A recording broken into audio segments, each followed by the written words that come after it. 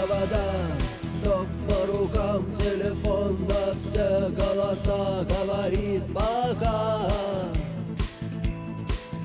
Пора. И пальто на гвозде, шарф в рукаве и перчатки в карманах шепчут подожди до утра. До утра. Распыть шайбу и из-за ворот Гаскеран. Войну тут сразу же Мозеса. Мозес с разворота! Мозес с разворота бросает и... Сердце может стук в дверь. Шайбу из зоны. И любимым Стелегиным едва не помешали друг другу. Нет, это не гол, а вот это гол! Поехал вратарю к площади ворот. Гол не засчитывается.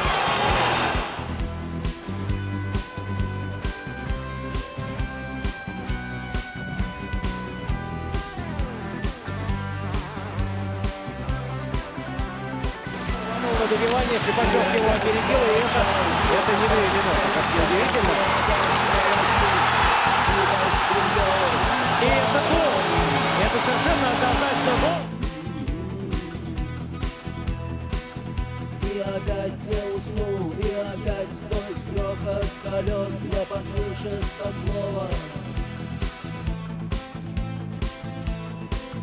Прощай. На реализацию первыми Зажигановым и Кутузовым. Эта троица неудачно играет Сорокин, и это приводит к тому, что в меньшинстве. По Александре Радулове. И Любимов упускает теперь свой шаг.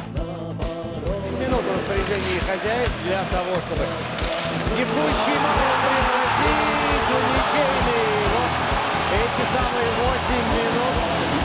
Тодокосников уже из зоны Радулова, вот он движется, бросок! И 3-2 в пользу ЦСКА. Сердце может стук в дверь. И когда я вернусь на пороге, Потому что ЦСКА удерживает победный счет в матче, драматургия которого была действительно, что надо. Действительно голливудский боевик. 3-2 с таким счетом.